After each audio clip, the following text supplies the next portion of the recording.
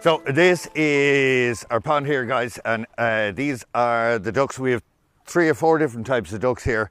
They're around this side, and they'll be for the ZER0KM. And this is one of our hives here. There's probably about 20,000 bees in there at the moment working. This is the old orchard here. If you come over here, this is what we used last year to make the cider in September for the dinner this year. Right. But we also had Rod and Julie, and they helped us bring that down into an apple syrup, which is just pure sugar. No sugars are added. And that's what we're going to use in pastry and in bakery and savoury as well. This is what we've had to convert here. So we have the new orchard, the herb garden, the old orchard, and then this is what we're have to do, to get it all together. Leeks here, look at them, aren't they just stunning? And the colour is stunning as well. That kind of that bluey green. Yeah, and this is going to be for our salt. Right. Yeah. Great concept. The beets are here. Yeah.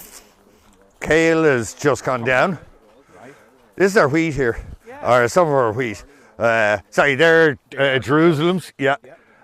We planted 600 seeds per square metre with Pat Lawler, from Pat from Quebec and Oatlets.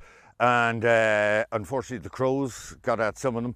So then we doubled it for this, and we have 1,200 per square metre here.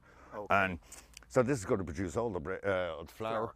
We're going to mill it here and make the bread here. And the yeast we're using is from the grapes, from our vines, and from the apples. So we've natural yeast for the breads as well.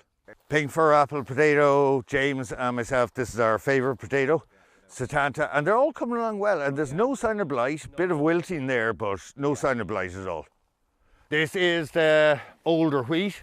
Yeah, you can see it's mature. Yeah, and it's starting to go gold now. Yeah. So if the gods look after us, and you can see there's some areas, some of them are just really gold. Yeah. So we need 25 square metres of this to produce 8 loaves of bread.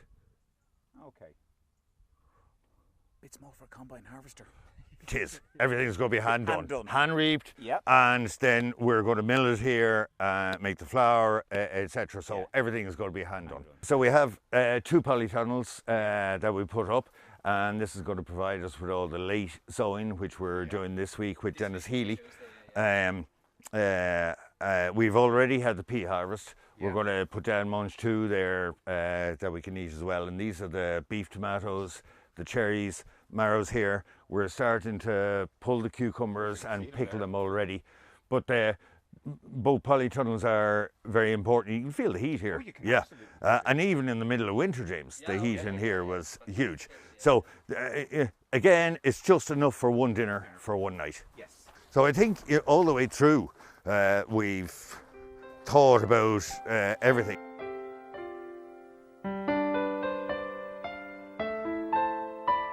So we're back here, and I think the most exciting part of this story for ZER0KM is that you have the lamb. We've followed the process right through, and James is picking up Porrick and Anthony Farley. Remember we talked about the Farley brothers? Yes.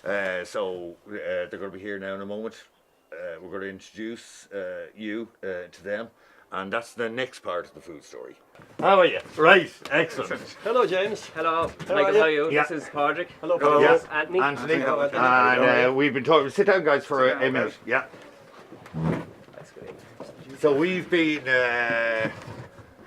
talking with Michael about you guys, and that you not just have the butcher shop in Delgany, but you have one of the last remaining small abattoirs. And this is very important for the ZER0KM food story for us. Yes. In that we have the story going right through, and we're promoting small businesses and small practices. It helps with this. So you guys and Mary Regan is on board with the poultry. It's very important that the whole story comes together. Yeah. And I think this is a great opportunity for you to meet with Michael. Yeah. We'll go down to the lamb now in a few moments, and I'm sure you guys have a few questions. James and myself will just walk around the background because you're more knowledgeable. But I think you need to, Michael is third, fourth generation of sheep farming now, and it's a pet herd. It's 40 or thereabouts. But I think let's go down to the field because this is all about the food story. Yes, it's about the lamb. About the lamb. Yes. That's Okay. It. That's it. Okay.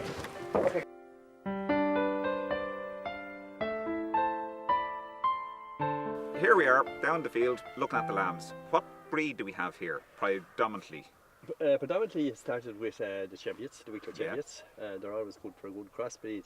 Yeah, because they have a lovely shape to them. Like there's a nice texel. They're stocky, good stocky lamb, which a butcher would like to see. Yes. They're not too big a frame or too big a carcass on it, so you get a lovely lie of meat on it. Nice loin chops, nice rack. Your method of farming here, you don't use sponging or the AI. You just use a natural process. Natural process. We aim for mid-March lambing. We start. The program starts in October.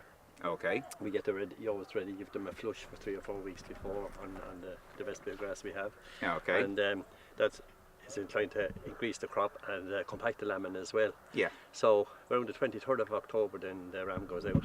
Yeah. And at that stage then the ewes have all got their healthcare check and their fee is put right and they've been winter dipped and all the things that once the ram goes with him they're left in quietness and not more is done with him then until it comes to the scanning period. The scanning helps you to identify if there's any barren ewes in it as well, because if that happens you're feeding their passengers. No point in feeding her. Yes.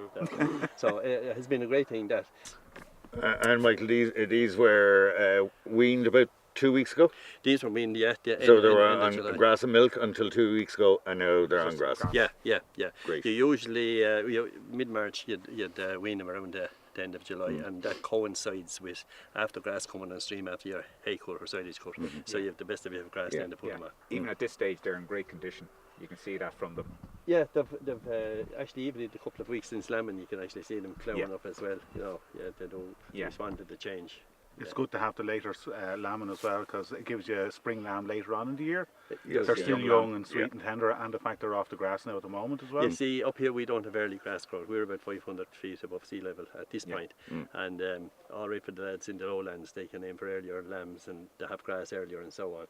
Yes. So for us, you wouldn't be aiming for Easter lamb because you just don't have the facilities or the grass growth there to produce a natural lamb at that time of the year. No. But you'd also be back to sponging and you don't want that. You don't want that. You want to No, go keep it kind of simple. Hopefully in mid-March the spring is well set in so that the lambs won't be in the shed too long. They're out on the grass with the ewes. That's right. Natural. That's the idea. Well, this year was an exceptional year because we had no frost during the winter. The grass practically grew all winter. Yes. And there was no shortage of it when it came to end of March. They were able to go out and supply of grass in front of them.